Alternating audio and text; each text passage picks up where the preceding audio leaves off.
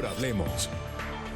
¿Qué tal? Muy buenas noches, bienvenidos. Les saluda Claudia Palacios. Estamos ya en Mejor Hablemos hoy para hablar sobre la consulta anticorrupción. Estamos de nuevo convocados a las urnas este domingo en 4 días para votar sobre 7 preguntas.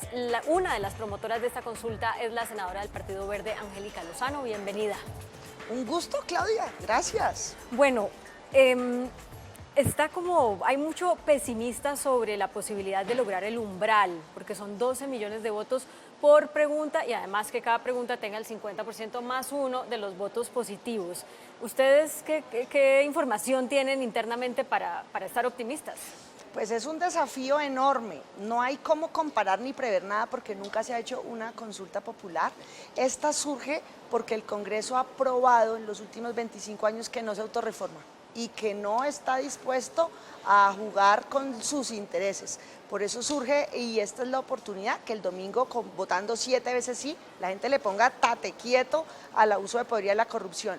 Yo confío que haya 12 millones de personas desesperadas hasta aquí con el abuso de poder, con la corrupción.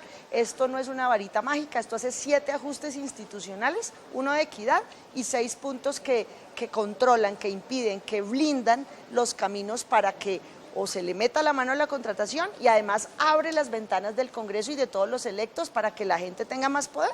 Eso es importante lo que usted acaba de decir, esto no es una varita mágica, no es que aprobando esto se acabó la corrupción en Colombia y los 50 billones de los que habla el Contralor saliente entonces van a aparecer o se los van a dejar de robar. Digamos, son herramientas para hacer más difícil que se pierda la plata, pero podría haber muchas herramientas más y hay una gran cantidad de cosas, de corrupciones que no están cubiertas por estas 7 preguntas. Sí, estos son 7 ajustes institucionales que van a la médula en materia de contratación, la famosa mermelada, que eso es una práctica viejísima, eso lleva muchas décadas y es que a puerta cerrada se manipulan presupuestos con contratista amigo de por medio y se pierde una plata. Busca que la política está cambiando en Colombia, el país está cambiando lentamente y también dota de herramientas a la gente para controlar, para vigilar a los congresistas y a los electos por voto popular a nivel local, desde consejo hasta el presidente de la República. Entonces moderniza la política y lo forza a la clase política que ha querido quedarse en un estatus de doctor lejano a usted es servidor público de los que votan o no votan por usted. Bueno, vamos a ir punto por punto, vamos a ver el primero que ha sido muy cuestionado, que es el de reducir el salario de los congresistas y altos funcionarios del Estado a un máximo de 25 salarios mínimos, lo que lo bajaría como a 18 millones de pesos aproximadamente, a 20 millones de pesos aproximadamente. Le planteo los cuestionamientos. Unos dicen, esto no garantiza que se baje la corrupción. Otros dicen, esto además le va a bajar el salario a los ministros, que por qué tendremos que bajarle el salario a los ministros que harto trabajan. ¿Qué dicen ustedes ante eso? Eso no es verdad. Lo primero, el 80% de los colombianos vive hasta con 2 salarios mínimos, el 80%. Y a nosotros nos pagan 40 salarios mínimos. Esto es desproporcionado. No tiene ningún fundamento, primero, frente a los ciudadanos, segundo, frente a otros servidores públicos. Un ministro o un general de la policía o de las Fuerzas Armadas ganan la mitad de lo que gana un congresista. Es desproporcionado porque ellos trabajan más, responden por todo, fiscal, disciplinariamente, administrativamente. Un general comete un leve error y lo descabezan y es toda una carrera construida día a día. Lo que nosotros proponemos es que al bajar de 40 a 25 salarios mínimos a los congresistas, por ejemplo a los ministros y a los generales se les pueda subir, igualarlos a lo del congresista en 25 salarios mínimos. Hoy ellos ganan 22 y nosotros 40. Es desproporcionado con otros países, Claudia. Podemos mirar cuánto gana un congresista en Ecuador, en Perú, en Argentina, pero también en Holanda. En Europa, un congresista hoy gana 6.000 euros y el mínimo allá son 1.000 euros, una diferencia de 6. Y si usted convierte los 6.000 euros por 3.400 pesos, ganamos casi el doble nosotros. Ellos ganan 20 millones en pesos colombianos. Claro, cuando ustedes hacen la comparación, que es muy legítima, de la inequidad que hay en Colombia en todo sentido, ¿no? Que sí. La mayoría de los colombianos gana alrededor de 2 salarios mínimos. La gente dice, uy, sí, es como un voto de castigo, de qué rabia, porque ellos tienen que ganar tanto y nosotros tan poquito. Pero eso no quiere decir que la plata que van a dejar de ganar los congresistas se la van a ganar ahora los que ganan 2 salarios mínimos. Entonces, para unos también es como un argumento populista porque no va a tener un efecto en la equidad, porque no se traslada a los que ganan poco. Pues al quedar estos recursos en el presupuesto del Estado, sí se puede destinar a lo que necesita la gente. ¿Sabes qué sería populista? Bajemos de 40 salarios mínimos a 1. Igualémoslo, igual que la gente más fregada que está más en el rebusque en nuestro país. Eso sería populista. Bajarlo a 25 salarios mínimos es bajarlo a 20 millones de pesos, que sigue siendo un salario del nivel directivo, un salario alto, con todas las prestaciones sociales, sobra decir, y que sigue estando en un nivel de privilegio. Es incomparable con la situación económica y la realidad de Holanda o de estos países vecinos, Perú, que es un ejemplo en la región, el ingreso nuestro. Y eso se desató precisamente por privilegios, que es la lógica que busca atacar esta consulta. Otro tema, y es que no le cambia el salario, no le afecta a los salarios públicos. Eso es, hay muchas mentiras circulando, eso es la nueva forma ahora de difamación. No le baja los salarios a los empleados públicos, ni a la secretaria, ni a los gerentes, ni a los profesionales, mucho menos a los policías y militares o sus pensiones. Al contrario, si logramos que al general y a los ministros le suban un poquito, le suban 3 salarios mínimos de 22 a 25, eso abre el camino para que ojalá en el mediano plazo se beneficie toda la tropa. Contra este punto hay unos argumentos de quienes han dicho, bueno, uno quisiera tener como congresista a la gente más preparada, a la gente que ha estudiado más, a la gente que tiene más experiencia, pero resulta que esta gente, si tiene que escoger entre el sector público, que a la gente más preparada le ofrece salarios que son 2 y 3 veces lo que hoy gana un congresista, y ser congresista, pues va a decir, no, yo eso no le jalo porque es una reducción de ingresos enorme. Entonces, la posibilidad de que el Congreso se forme con la gente más preparada, pues se disminuye al disminuirles el salario. ¿Qué decir ante eso? Pues yo creo que son muy pocos cargos en el sector privado en nuestro país los que pueden ganar el doble o el triple que un congresista. Son los gerentes de multinacionales, súper mega expertos de, no sé, el presidente de Claro debe tener una mensualidad así, que pues no son los perfiles que necesariamente hará la política. Hoy nos pagan 40 salarios mínimos desde hace muchos años y el Congreso es lo que hay, es lo que llega. No ha sido porque el salario sea X o Y que ha llegado mejor o regular gente. Entonces, al contrario, cuando uno se mete en esto en política, no es a pasar sacrificios, no es a pasar hambre, pero digamos es por una vocación de servicio público bien remunerada. O sea, 20 millones de pesos es a lo que proponemos bajar, de 32 a 20 millones de pesos. No estamos, digamos, haciendo un juego, uy, bájele a un salario mínimo. Sigue siendo una remuneración absolutamente digna. Vamos a la segunda pregunta, que es la que plantea la cárcel para los corruptos, o sea, no la casa por cárcel, que es la que reciben muchas de estas personas, pero por ejemplo a mí me queda, ahorita vemos en la gráfica la pregunta, pero a mí me queda la duda, porque hay muchos de estos corruptos que van no a casa por cárcel, pero a sitios especiales de reclusión, entonces lo tienen en el club de la policía y pueden salir a hacer deporte y viven hasta en un apartamento y este tipo de cosas, entonces ¿eso lo acaba la consulta? Es específicamente al punto que has tocado. Resulta que descubrimos que en el Código Penitenciario hay un articulito, el 29, que dice que los funcionarios de cierto nivel directivo y cargo, funcionarios en el momento de la investigación o que lo fueron hace varios años, por el solo hecho de haber ocupado ese cargo, tienen derecho a un régimen especial penitenciario. Y por eso es que delincuentes de cuello blanco que han desfalcado al país, los concejales del carrusel de contratación de Bogotá, en CESPO. CESPO es una escuela de altos estudios para nuestros policías, para nuestros oficiales, no tiene que ser la casa club de las personas de cuello blanco. Ese articulito es el que queremos eliminar. Imagínense que en 20 años yo cometo un delito. Resulta que la señora fue senadora hace 20 años, tiene régimen especial. Esos privilegios son los que queremos eliminar. Un ciudadano comete un delito, modelo de picota de buen pastor. Bueno, si una persona en un cargo de responsabilidad lo hace, debe seguir la misma suerte. Pero ese también, o sea, incluye dos cosas, que haya cárcel de verdad para los corruptos y que además se le prohíba volver a contratar con el Estado. ¿Esa prohibición no existe ya? Esa parte es más enfocada al sector privado. Pues ahí, mire, hay varias baterías de medidas anticorrupción y nosotros apoyamos todas las que presenten otras personas e instituciones. Pero, por ejemplo, en ese, hoy, para quitarle un contrato a un contratista que lo obtuvo con corrupción, se necesita su buena voluntad, se necesita que lo ceda, que diga yo cedo el contrato. Y además toca pagarles. A Odebrecht le tuvimos que pagar 700.000 millones de pesos para dar por terminado el contrato. ¿Y qué pasó? Y tenemos una demanda, ¿no? Y a los 20 días o hace 20 días demandó por 3.8 billones de pesos. Entonces, a eso es a lo que busca este punto número 2, es que nos roban y les salimos a deber. Entonces, lo que se busca es que se pueda terminar unilateralmente, que no necesite su firma de acepto cederlo, nada, ¿cuál ceder? Que se le pueda quitar. Bueno, sin indemnización. el punto 2 es un 2 en 1, básicamente, sí. Tiene dos, podría ser punto 2 y 3.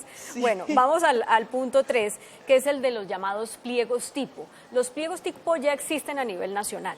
Para los contratos que paga la nación, el pliego no se puede, digamos, acomodar a las necesidades de un proponente a quien se le quiera dar ese contrato. Pero a nivel regional, en la legislatura pasada no se aprobó algo que obliga a los gobernadores y a los alcaldes a hacer pliegos tipo. Al contrario, se logró aprobar lo que acabas de explicar. Desde el mes de julio pasado entró a regir pliegos tipo obligatorios para obras de infraestructura del orden nacional. Solo infraestructura que pague el Estado Nacional. Lo que busca la consulta en su punto 3 es que los pliegos tipos se adopten obligatorios, desde la alcaldía más chiquita hasta la presidencia de la República para todo. Educación, salud, infraestructura, agro y todo lo demás. Esa es la diferencia. Mucha gente dice, eso ya existe. Claro, esa ley la aprobamos en diciembre del año pasado. Esta consulta empezó su trámite en enero, mucho antes, un año antes. Lo apoyamos, fue muy duro sacarlo y fue solo aprobado para infraestructura nacional. Sobre esto, en un artículo que publicó Juanita en La Silla Vacía, Juanita León, hace la siguiente argumentación, porque dice que ella va a votar no a este punto. Dice, yo no quiero que se vuelva un lío la contratación para hacer un andén, porque es el mismo pliego tipo que para hacer un viaducto. Se vuelve claro. un rollo.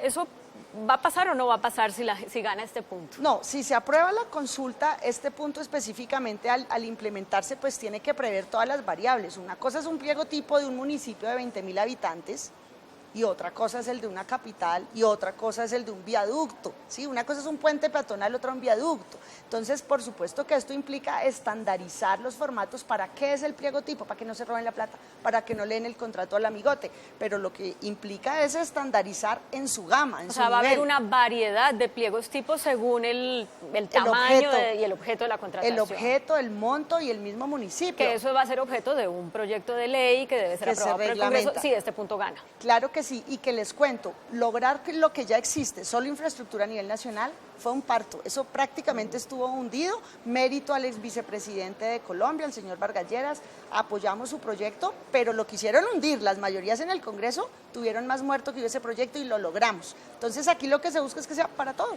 Mire, ahí le abro un paréntesis, porque es el Congreso el que ha dicho, el que no ha dejado que esto se apruebe, sí. ¿Cuántas veces? 8 veces. 8. Mientras antes, usted ha sido congresista. Más 6 antes. Más 6 veces antes.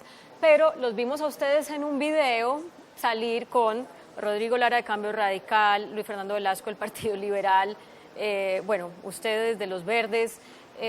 Robledo. Bueno, Robledo también, pero era de esperarse que apoyara la consulta. Pero uno dice, a ver, si son los mismos congresistas los que han dicho que no, ¿por qué están los congresistas de los partidos que han dicho que no, que han impedido esto, haciéndole campaña? Es como medio chiste. Ojalá le hicieran campaña, Claudia. Pero salieron en el video. 86 senadores, por unanimidad, todos los senadores de este país aprobaron que se convoque esta consulta el próximo domingo.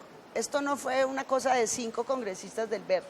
Cuando se surtió todo el trámite de las 5 millones de firmas, 86 senadores, con discurso, con promesa, voy a hacer campaña por el sí, dijeron, pues Paloma Valencia, que es mi amiga, y vamos a hacer campaña por el sí en la calle, porque ellos han promovido esto. Ellos, el periodo pasado, intentaron proyectos que también se hundieron y buscaban esto mismo, o muy parecidos. Entonces, esta es una causa común que une a los colombianos. Si nos quedáramos en que esto fuera verde, pues ¿para qué conversamos con los distintos? Senadora, pero ahí va la pregunta. Si son los mismos congresistas los que van a tener en sus manos después la elaboración de los proyectos de ley para hacer realidad, si la gente vota esto por el sí, se logra el umbral, pero son los mismos congresistas que antes han impedido que todos esos proyectos salgan adelante, pues ¿qué garantía tenemos los ciudadanos de que si votamos esta vez sí lo van a hacer? Absolutamente toda, porque póngale cuidado la diferencia. Cuando uno presenta un proyecto, congresista o gobierno, lo pueden hundir o le pueden meter micos, cambiarle el sentido y desnaturalizarlo. ¿Cuál es la gracia de la consulta? Es el camino más largo, es la votación más alta, pero no le puede, tiene el Congreso, si esto se aprueba el domingo, el lunes arranca a correr un plazo de un año, exacto, eso dice la ley. ¿Para qué? Para que el Congreso desarrolle e incorpore cada uno de estos puntos, pero no le pueden mover una coma, no le pueden cambiar el sentido, no le pueden meter un mico, no lo pueden decir. ¿Y los tienen que aprobar? Los tienen que aprobar. Ahí está la gracia. Se acaba el año de plazo. Señores Congreso, ¿qué hicieron? No hicieron, tomaron el pelo, no hubo quórum. En los siguientes 15 días, el señor presidente de la República los expide por decreto. ¿Y qué pasa si durante ese año ya se han aprobado los proyectos que presentó el gobierno Duque al comenzar, que hay como dos que apuntan a lo mismo que está apuntando la consulta? O sea, ¿se tendría que hacer otro proyecto de ley para lo mismo? No, por ejemplo, el presidente radicó sobre pliegos tipo el punto 3 y el punto 7, límite a la reelección. Fantástico, nosotros lo apoyamos. Entonces ya con eso no hay necesidad de hacer un nuevo proyecto de ley si ganan estos puntos. La ventaja que tiene es que salido de consulta no le pueden mover una coma. Al trámite ordinario, los que presentó el presidente o los que presentamos los congresistas ordinariamente, sí lo pueden modificar o lo pueden hundir. Yo quisiera redondear el tema. Se aprueba el domingo, un año de plazo para que el Congreso lo reglamente, pero no le pueden meter micos ni mover el sentido ni cambiar, no pueden vagar. Si se acaba el año y no lo expidieron, va por decreto. Esos proyectos los vamos a presentar nosotros. El grupo promotor, el lunes nos reunimos con el señor presidente. Nos vamos a reunir, ojalá con la buena noticia de los resultados. Tenemos que acordarlo porque el decreto finalmente lo haría él. Sí. Ese es el seguro que da la ley. Esto es el diseño que tiene la consulta desde la ley. Por eso es que vale la pena este esfuerzo y vale la pena votar el domingo, porque el Congreso a las malas le toca desarrollarlo, y si no lo hace, va por decreto lo que nosotros escribamos con el señor presidente.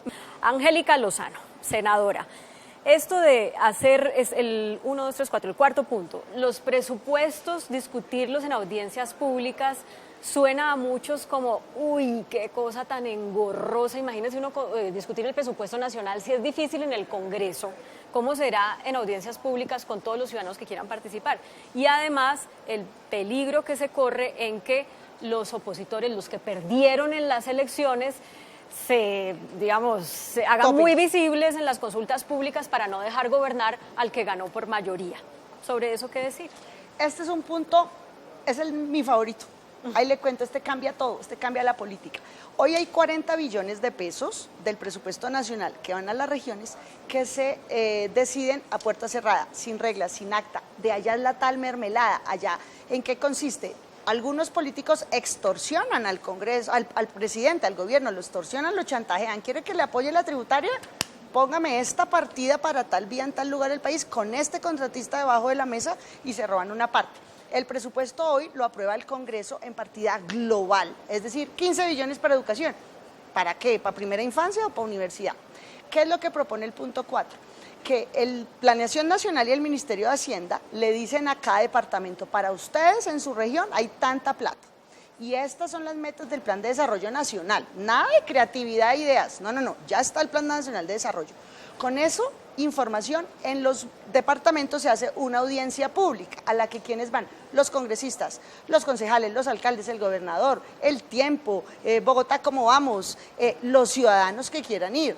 Y allá que se dice, bueno, con esa plata no, que mejor la carretera del sureste antioqueño, no, la del noreste, no, que es que por Ituango. Y es un forcejeo donde se prioriza en público. Desaparece la cosa del contrato y desaparece el chantaje y la extorsión sobre el gobierno. Pero pongamos el ejemplo.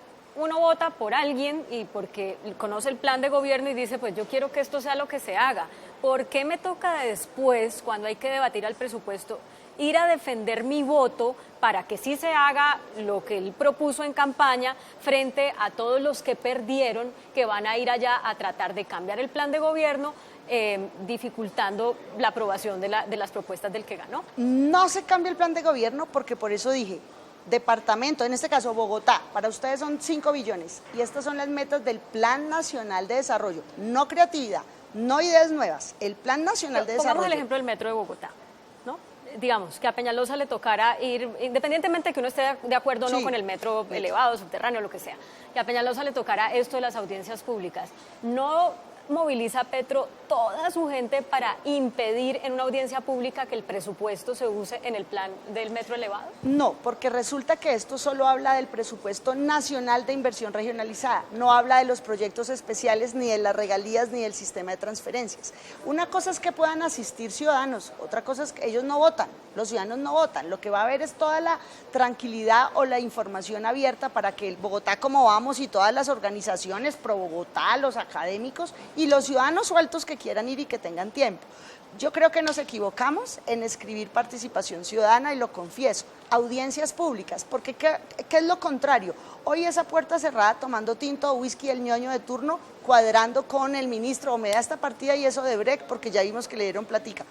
En audiencia pública se priorizan las necesidades más importantes. ¿Y qué pasa? Esa información vuelve al Ministerio de Hacienda y al Planeación Nacional y llega al Congreso, pero ya no global, como te dije, los 15 billones, sino desglosada para Antioquia, para Bogotá, tanto en educación primaria, secundaria, universidad. Desglosa. ¿Cuál es la virtud de esto? Que usted le quitó la transacción, la presión al gobierno. Aquí no solo van a ganar, aquí se van a igualar todos los congresistas, los que ganaron, los que perdieron, porque es que es legítimo decir, en Bogotá necesitamos ABC, en público, no hay que ser amigo ni de una rosca, ni los que extorsionan. Así es como los concejales también han extorsionado en nuestra ciudad. Este es un cambio profundo a la política. Este punto 4 presentamos el proyecto con el hoy presidente Duque, con Luis Fernando Velasco. Paloma Valencia fue la primera que presentó esto y dijo, ¿por qué los congresistas de oposición nunca pueden hacer gestión legítima por sus departamentos o por sus regiones? El presupuesto es público, lo que no puede haber es manoseo a la contratación. Sí. Bueno, nos quedan 4 minutos y todavía faltan 3.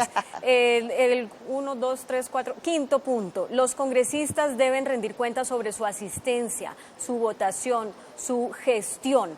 Esto sí que es importante porque es que ahí uno ve si le están haciendo el favor con el voto o el no voto a quien los patrocinó y este tipo de cosas, ¿verdad? Sí, el lobby, ahí hay que decir lobby. ¿Quién invitó a un congresista a Corea? ¿Por qué el G invita a Corea a un congresista? Cuando llega a ser ¿qué?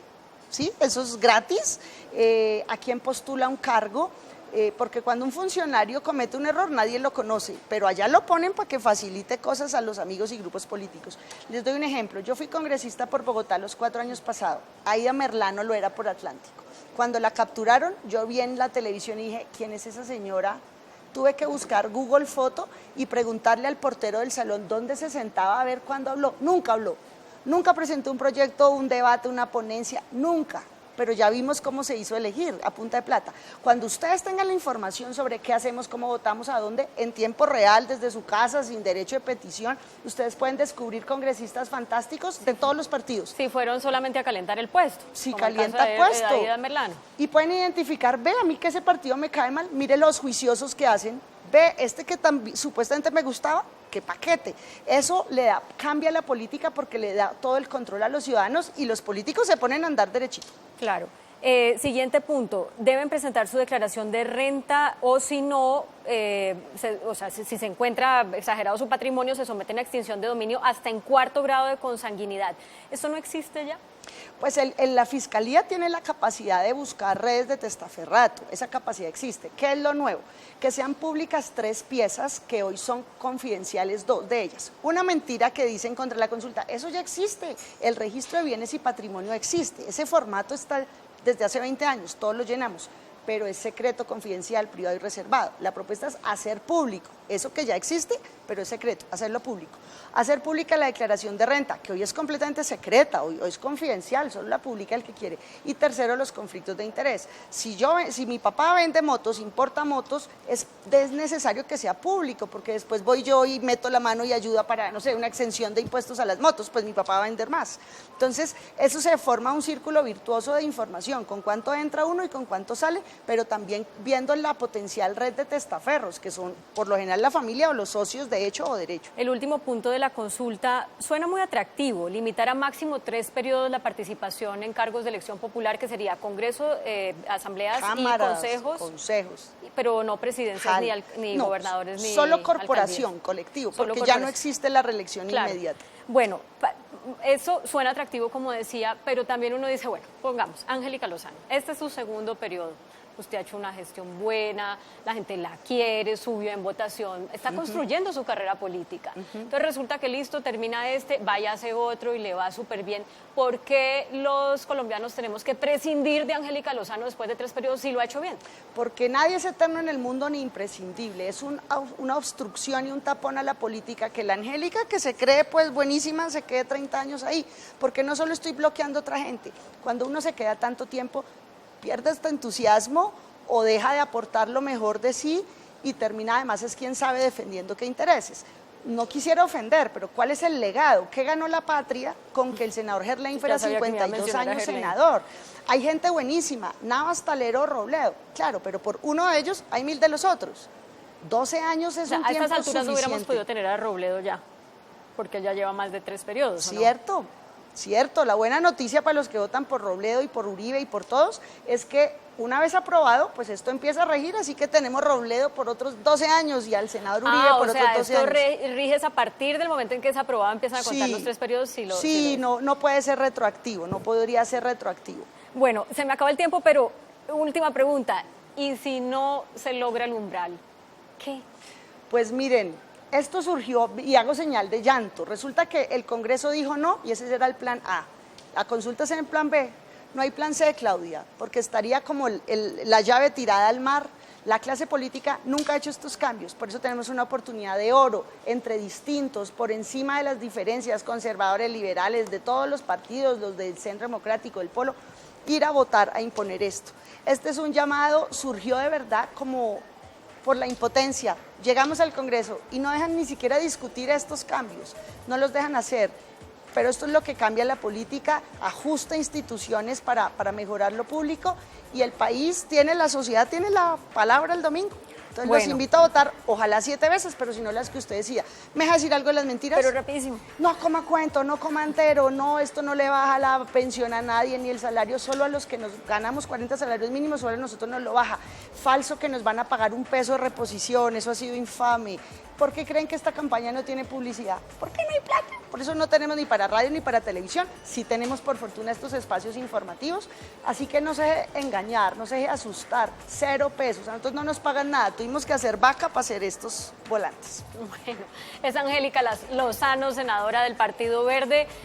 Bueno, la invitación está ahí. Es importante participar por sí o por no, pero es muy importante participar. Se me acabó el tiempo. Mire, hasta Duque, el presidente Duque la apoya, hasta Petro, el que perdió. En Colombia cabemos todos, vamos a lograr. Pero no el Centro Democrático, esa es ¿Sí? otra historia. ¿El presidente Duque? Bueno, el pero presidente ese es el Duque, gobierno. Es el presidente del Centro Terminamos. Muchas gracias, Angélica Lozano. A ustedes también muchas gracias por acompañarnos. Los dejamos como siempre con el adelanto de las caricaturas que serán publicadas mañana en El Tiempo, impreso en eltiempo.com. Que tengan feliz descanso.